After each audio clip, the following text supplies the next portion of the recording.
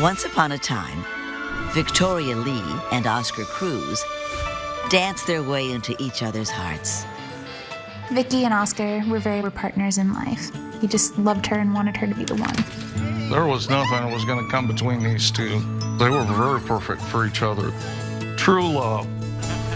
But all too soon, the beat stops when their love turns tragic. You could hear gunshots and the distinctive thud of someone falling. I was in shock. It doesn't seem real. I said, no way. I was just devastated. For this couple, the honeymoon is over.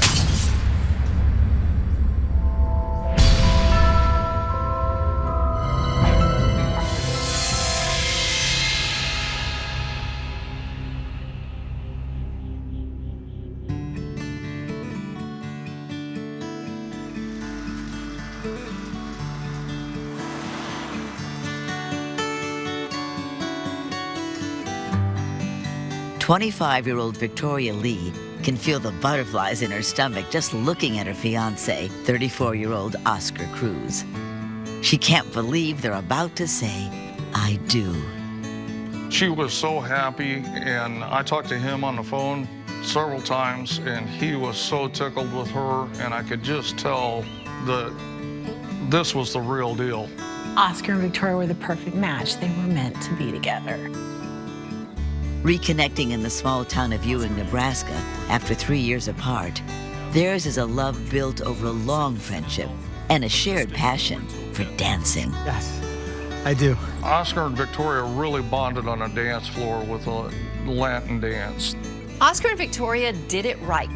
They were friends for a long time before they became lovers or before they got romantically involved. And this is the order of events, because when you develop that emotional intimacy first, then that becomes the glue that helps you stay together for the long term. Yes, I do. They know they are true soulmates. They just really went from friendship to talking about marriage because they both had the same goals and desires for life. Victoria is a hard worker who dreams of a future in politics. She set the bar high. She knew she could do it, and she had the potential to do it. She's very, very respected in town. Everybody knew her name. Everybody knew what she was about. Oscar is a sweet farm boy who always sees the positive in life. He had a very kind heart. He was very loving. He loved to go work out on the farm and work with some of the younger animals. Vicky thought that was really awesome, that he had that kind of heart and that he was that kind of person. And by the authority vested in me by the state of Nebraska, I do hereby declare that you are husband and wife, and you may kiss your bride. These two are the perfect match. They love the rural life, farming, public service. They're giving people. It's a match made in heaven.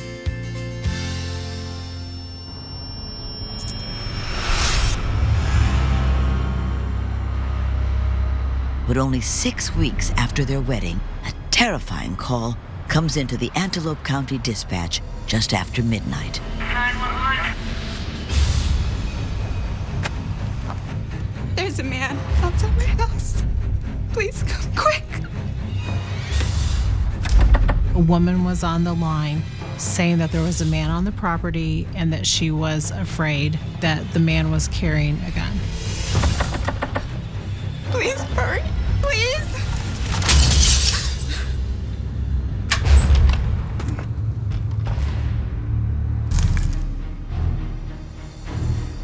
And then the call was disconnected. 911. Fortunately, the woman is able to call back. During the second 911 call, you could hear gunshots in the background.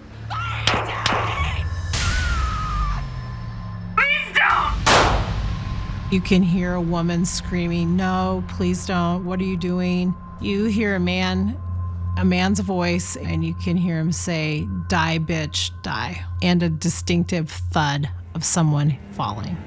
Stop it!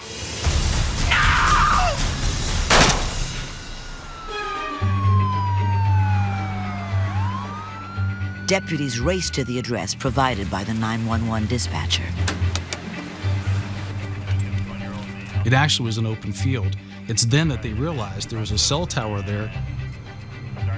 That 911 call pinged off that particular tower, and that's why dispatch sent them to that area. Without an exact address, authorities can't help the 911 caller. She's in mortal danger, and deputies don't even know how to find her.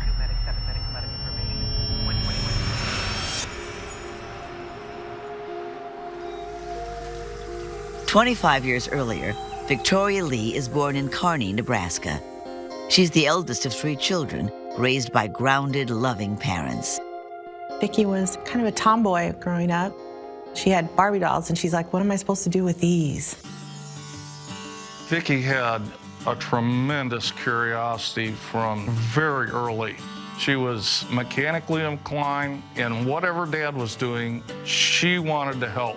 It did not matter. As a young girl, her family moves to Iowa.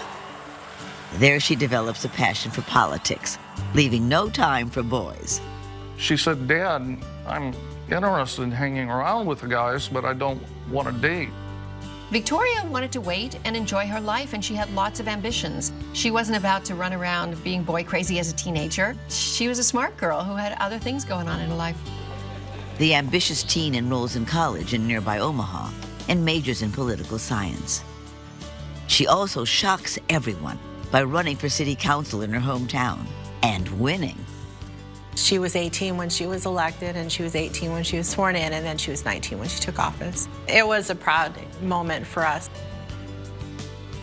It was kind of cool. She was like the youngest one to ever do that. Victoria has a full plate between the city council, going to school, and working to pay for classes.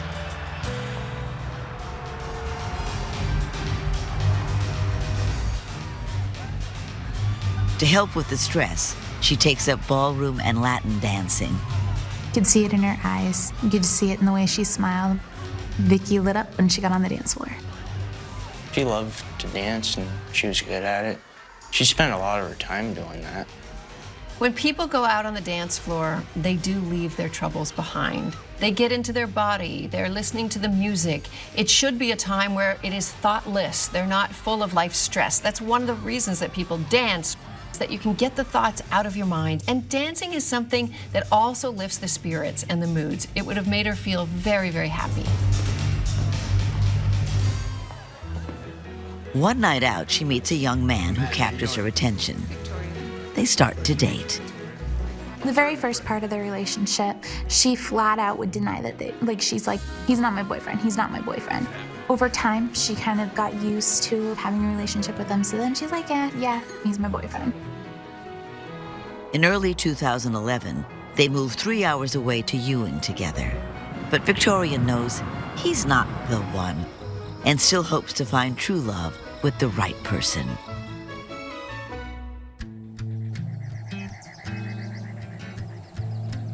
Oscar Cruz is born into a loving family in Hidalgo, Mexico. Oscar grew up on a farm. He really liked being outdoors, liked fixing things and being handy. Oscar was quiet. I think he kept to himself. He was a hard worker. He loved to take care of the animals. He was so gentle. He showed a nurturing side. But Oscar's parents worry about the safety of their children. He lived in a shady neighborhood, and his family sent the 2 boys to Omaha. And his family really kind of urged him to come up here for a better life, a fresh start.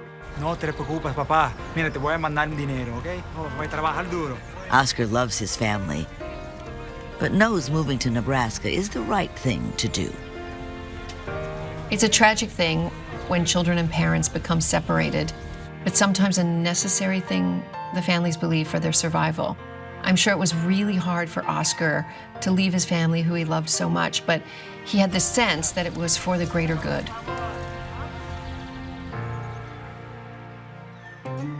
Oscar eventually takes a job working on a farm in Ewing. He works hard to create the life his parents hoped he would have. He thoroughly enjoyed that. And one day he dreamt of maybe having his own farm. He felt that was where his real love was at. Oscar was working hard to pay the bills, and at night he loved to go dancing.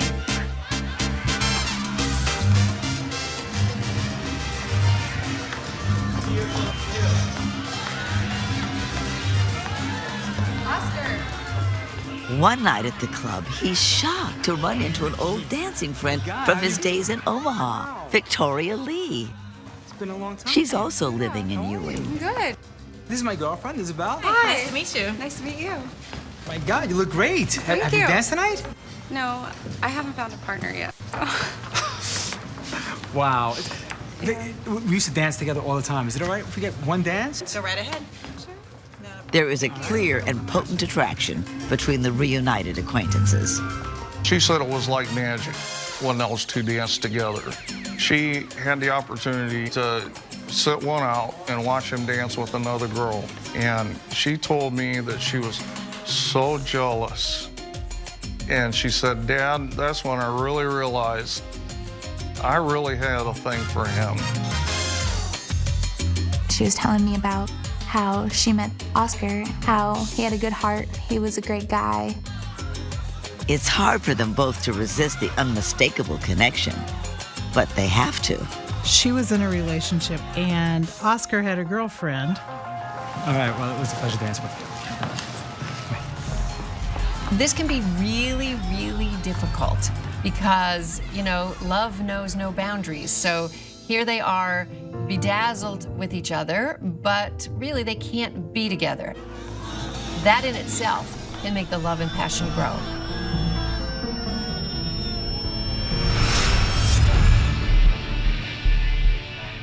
But 10 months later, romance is the last thing on anyone's mind.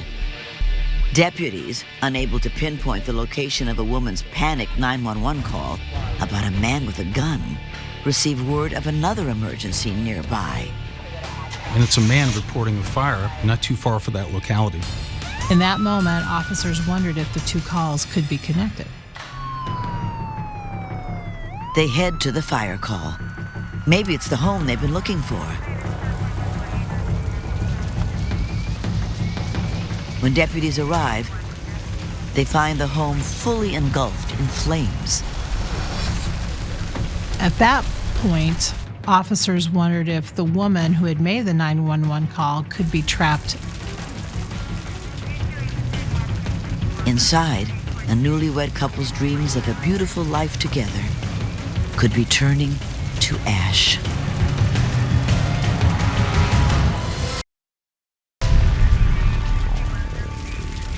Antelope County Sheriff's deputies have just arrived on the scene of a raging fire that could be connected to a harrowing 911 call about a home invasion. It's such a small town that the likelihood that those two calls were not related were pretty slim. While fire crews try to douse the flames, deputies notice a panicked man outside the home. My roommates are still inside. The police wondered who this man was and how he was there on site so conveniently. He frantically begged them to get inside because two of his roommates were trapped. His name is Felix Reyes, and his roommates are the newlyweds, Victoria and Oscar Cruz. Could this be the place where the first 911 call came from?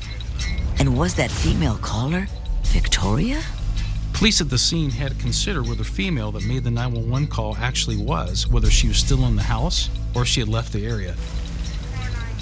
Everyone on site is concerned about the fate of the couple.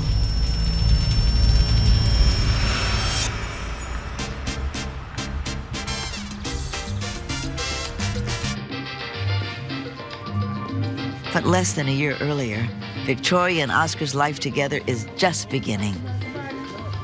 They're close friends with a clear attraction. Even though both of them had another significant other, they still had this connection, and it just kept calling them back to one another. You say you want to control it, but it is so darn hard when you're actually in each other's presence, smelling each other's pheromones, and oh yes, doing sexy dances together. I'm sure at a certain point, it would have been almost impossible for the two of them to keep their hands off each other. The first time she told me about Oscar. She just literally, her eyes lit up and she was so happy when she would talk about him. Over time, Oscar becomes the dance partner her boyfriend refuses to be.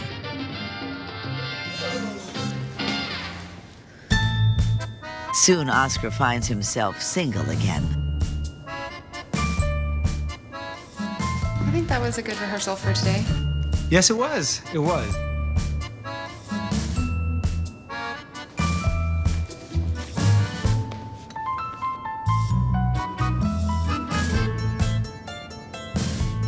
He was hoping that his relationship with Victoria could turn into something more serious. See you later.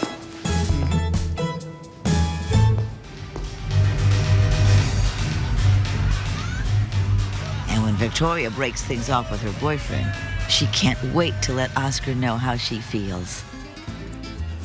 In July of 2012, Matt and Vicky kind of split off. They had agreed that they needed to go separate ways. She told me that she was thinking about dropping the hint to Oscar that she was available and she kind of wanted to go out with him. One thing led to another and they were out on a date. Does that make this our first date? Yeah, it does. After all that waiting, all that wondering, all that fantasizing, I'm sure, finally both of them were single at the same time and they could get ready for their first real-world date. How exciting is that? And when they finally share their first kiss, it's something right out of a movie. They had a long French fry and Oscar had put it in his mouth and Vicky had leaned over the table and said, "Come here." And they started kissing real big right there in the restaurant. Victoria said that her first kiss with Oscar was like electricity. She liked it a lot.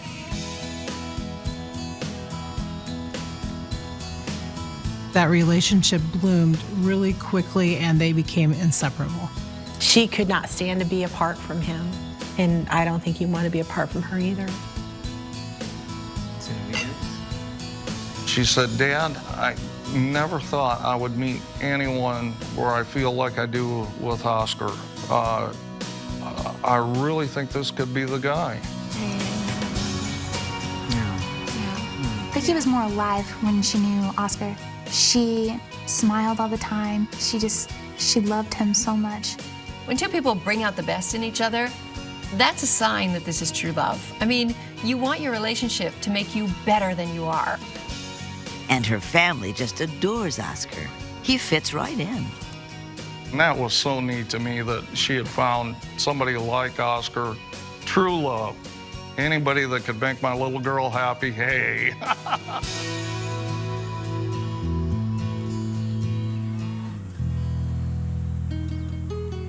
Though she's busy with work and classes during the week, Victoria spends weekends with Oscar, learning about farm life. All she wanted to talk about when she was with me or over the phone was their relationship and how they were getting along and how it was progressing and how much the two were in love. Oscar is having an amazing effect on Victoria. She didn't believe in marriage and children until she got with Oscar and she saw that he could be kind and gentle, and this was the man that she felt would be a good father to children, and she just wanted to be with him. And over the next few months, it just kind of progressed and progressed. He wanted to put a ring on her finger because he just loved her and wanted her to be the one.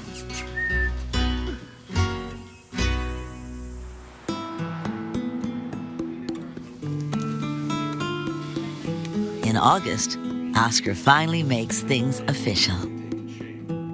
They were sitting on the couch in his house, and it was just really casual.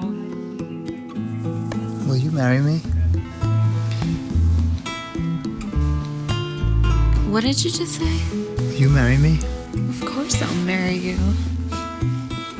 I think this quick casual engagement shows us that this couple actually was in love. I always get concerned when couples do these grand romantic gestures, and it's like, if you gotta do that, maybe it's not so.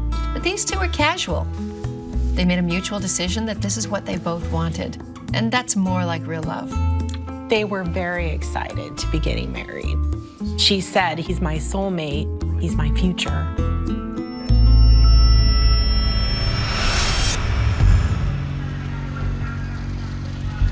Has that hopeful future now come to a gruesome end? Firefighters finally put out the roaring flames. Everything had burned down. Police went inside, and that's when they discovered 2 bodies burned beyond recognition.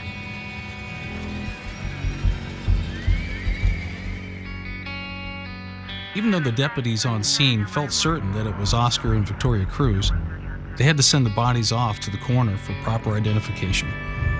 Investigators look at the facts. They have a 911 call from a terrified woman with the sound of gunshots and a man's threatening voice in the background. Just minutes later, another 911 call in the same area for a house fire with 2 dead bodies inside. They have to be connected. They knew something hideous had happened inside that home. They simply didn't know who committed the crime. The couple's roommate, Felix Reyes, is still hanging around the crime scene. It's time to find out what he knows.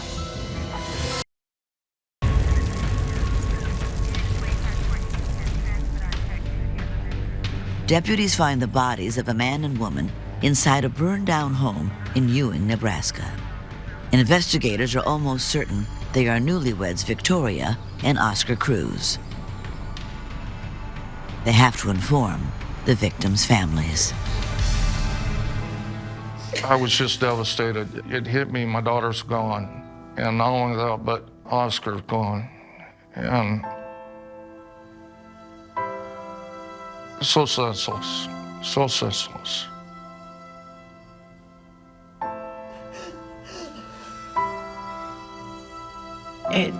It doesn't seem real that they're really gone. I keep thinking someday she's just gonna walk through the front door and she's fine. I don't know.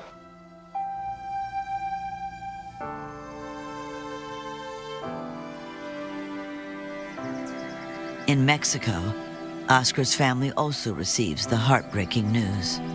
These families dealt with a loss that is unimaginable. Parents lost children, brothers and sisters lost a brother and a sister. This was a young couple on the brink of a great, successful life, and to have it be ripped away in such a way, hurts everybody for a long time.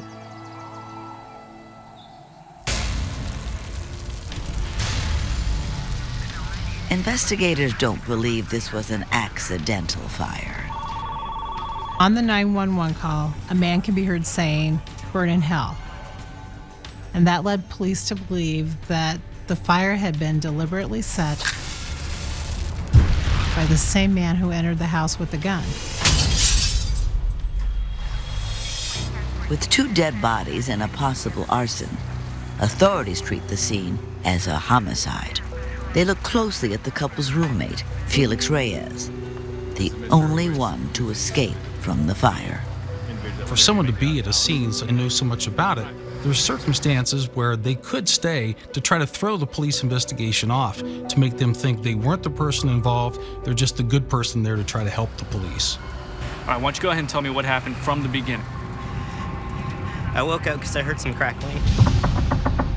Felix told authorities that he went to bed early that evening and then was awoken by a noise, a banging door or footsteps. Then he went back to sleep. And a little bit later, he opened the door because he thought he heard crackling sounds. He couldn't escape out of his room, and he went out of his bedroom window. He then ran to his landlord's residence and called 911 from there. Felix was generally upset. He was freaking out and seemed confused. You didn't see anybody else get out of the house? Although Felix doesn't seem guilty to investigators, they still have more questions for him. Police keep suspects and witnesses as long as they can at that circumstance. They want to find out if they know more. Investigators need information about how the deceased couple met such a tragic end. One that just 4 months earlier seems impossible for this lively pair. they immediately start planning their upcoming wedding. It's okay. Do you want to know what my idea is of a perfect wedding? What? All right, in Mexico, where I'm from, there's a beautiful church. It's up on a hill. It's something like out of a movie. Oscar talked about wanting to get married in the church back in his village. And he talked about how the bride and groom served the guests and what a beautiful church he had.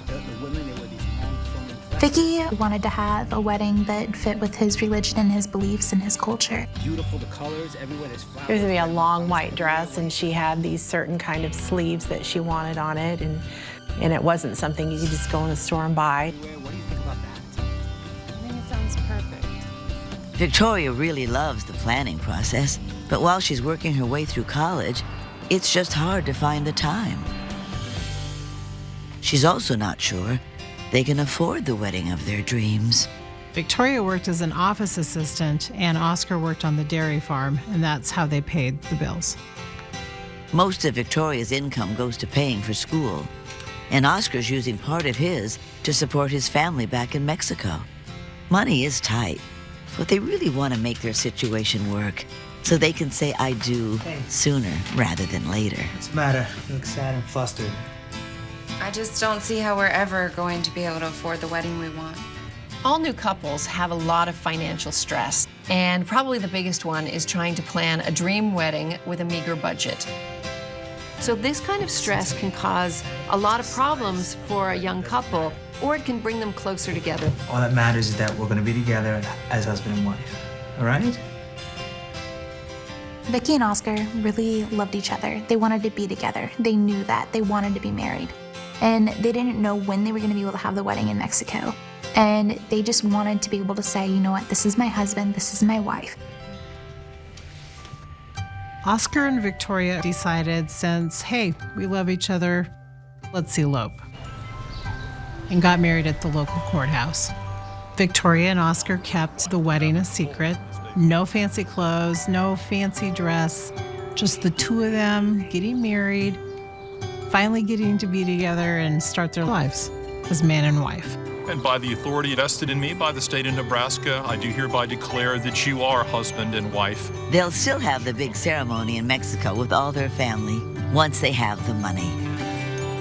Oscar and Victoria thought it was one of the most romantic times of their lives. Congratulations. They are thrilled to finally be starting their lives together.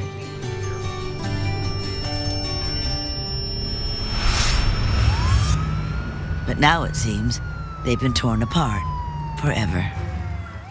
Deputies hope the couple's roommate might be able to give them more clues as to what happened. Felix was obviously genuinely concerned. He lived with these people. He loved these people. The way he responded to police led them to believe that he wasn't involved, that actually he witnessed this. He might hold vital information as to who a suspect could be. So if he didn't do it, who did? In a case of two victims in a situation like this, you never know if it's another shooter involved or if it's a murder-suicide. You never know what happens behind closed doors. There's a man outside my house. Was Oscar the man with the gun that Victoria was worried about when she called 911? Please? Police were looking at every angle. All they knew was that two people were dead and someone had to fire the gun.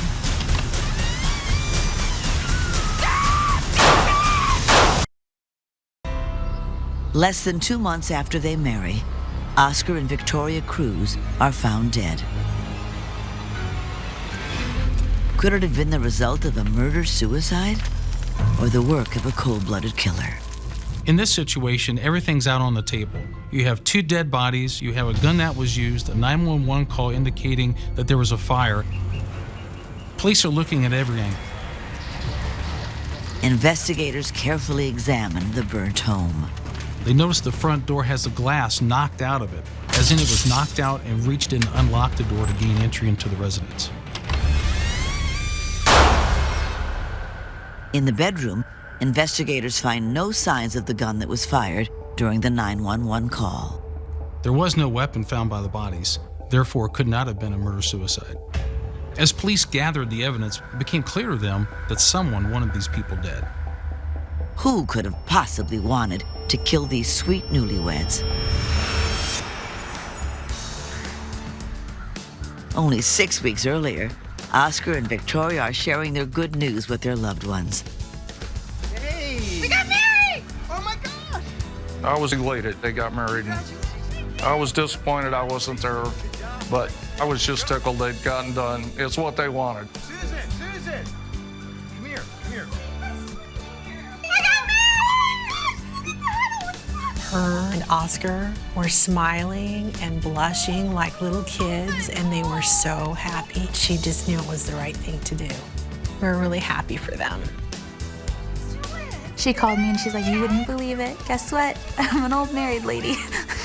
I'm just like, I'm very happy for you guys. You guys make a cute couple. You're gonna make a wonderful life together. I was happy for her. I was gonna have a brother-in-law. It's cool that Oscar was part of our family now.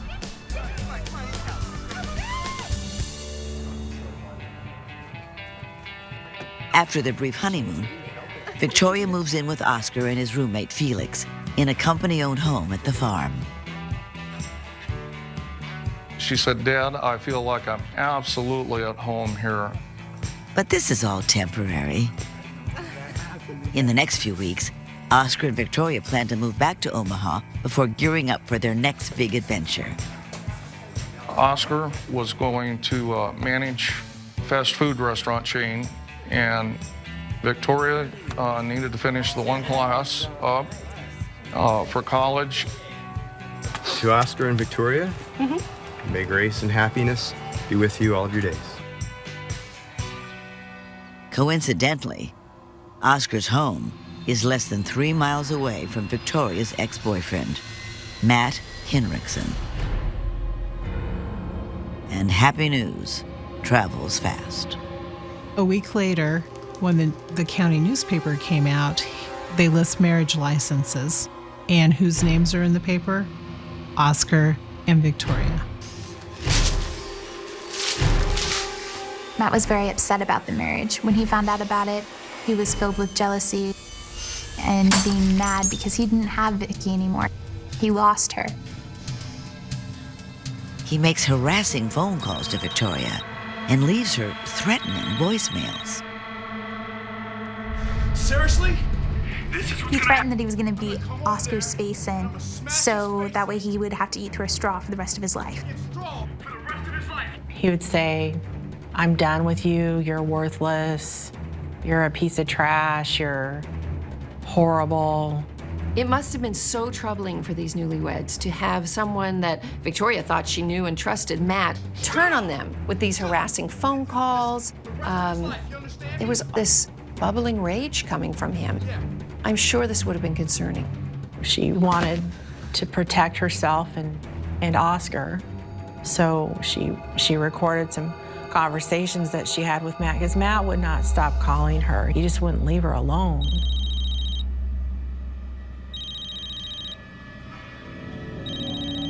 She was getting her own evidence so that she could get a restraining order. All of the threats only give Victoria and Oscar motivation to move away sooner.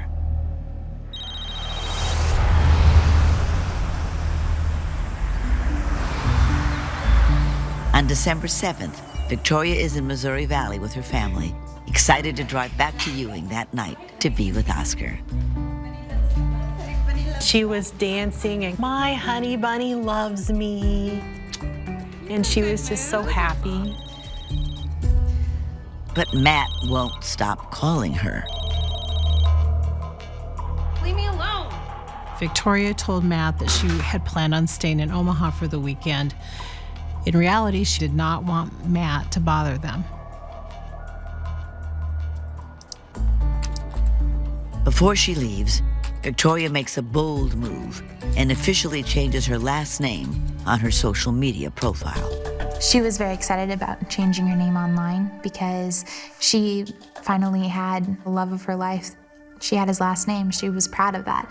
She was Vicky Cruz. She loved it. When that was discovered by Matt, that created quite a problem with him. He was furious and called Victoria back and started yelling at Victoria about, why did you change your name? Why are you married to him? Matt has an anxious attachment disorder. with anger tendencies. And when he's feeling abandoned, he can go into a rage. Victoria refuses to let Matt ruin her happy mood. Instead, she focuses her energy on getting home. Back in Ewing, she happily reunites with Oscar. Hours later, she and Oscar are murdered. Deputies listen to every word of the 911 call, and that's when they hear it. On that second 911 call, they realized this woman was shouting someone's name. Victoria may have just led police to her killer.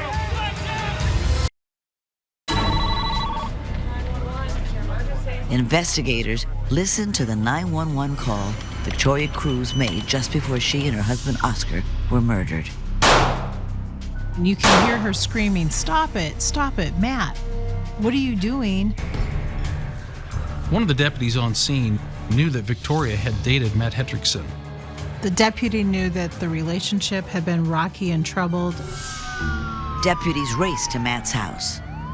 His father meets them and says Matt is in the backyard, burning his clothes. He's out at a burn barrel, actually burning the clothes he was just wearing. The father indicates that he's missing a handgun and also an AK-47.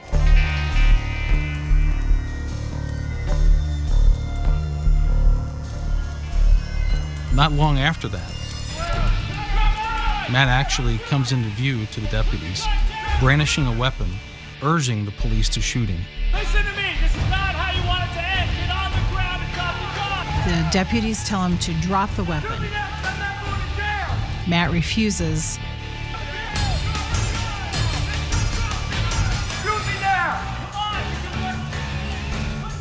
At that time, Matt's father rushes his son.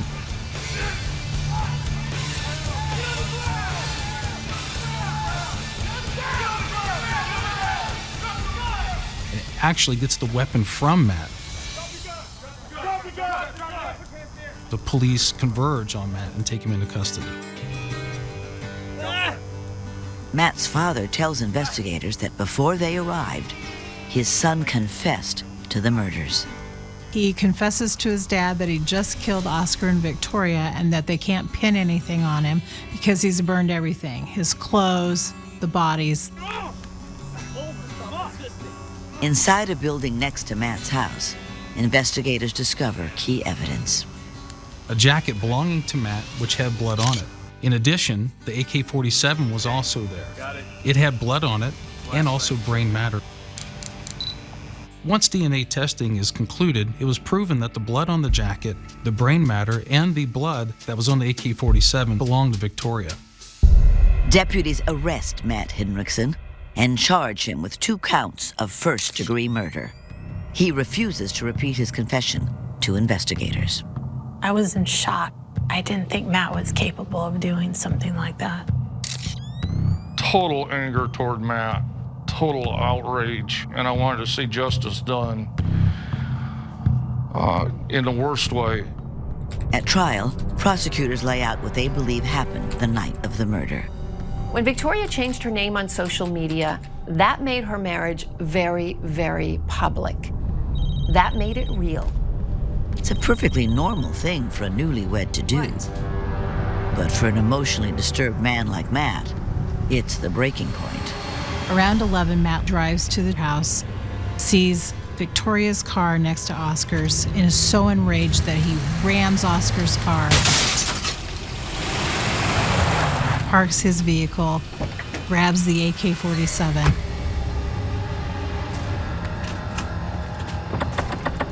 He tries to open the door, seeing it's locked, takes the AK-47 and punches a hole through the front door glass. He reaches through, unlocks the door, and lets himself into the residence.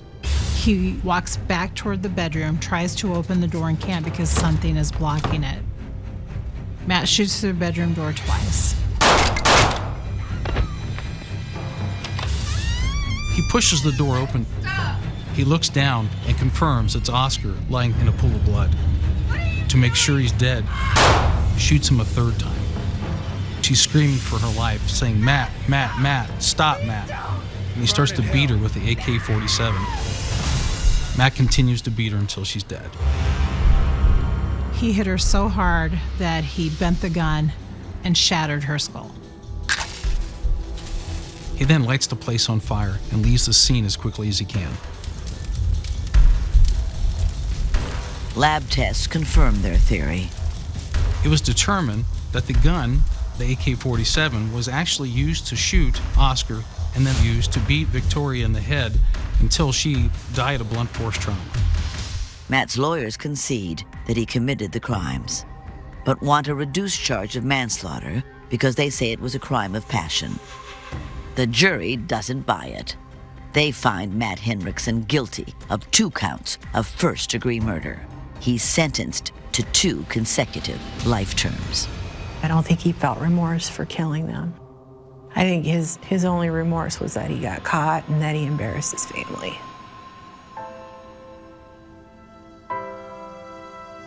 The way I look at it is that they got to die together so they didn't have to feel that heartbreak of losing one or the other. I want people to remember Oscar was a kind and loving man. I know Victoria and Oscar are in heaven, and I know that they're happy where they are. Her father is at peace, knowing Victoria rediscovered her faith before her death. She said, "Dad, I want you to know something. Oscar and I have picked up the Bible, and we have started reading it together. And I now believe," and that brought me such relief. That really did as a parent. Victoria and Oscar lost their lives far too young. But their good hearts and sweet souls will never be forgotten. I miss her smile. I miss the way that she would sing songs and hug me and say, "I love you, Mom." She, even though she's grown up, she still called me Mommy sometimes. I miss that. I miss having that person there that I can talk to about anything. There are some people that are not going to be able to make it to my wedding, and Vicky's one of them. I want her picture in the back to be able to say, "Hey, you know what? She's still here." We think about her all the time. We all still feel hollow. We all feel like we're missing a big part of our family, a big part of our lives.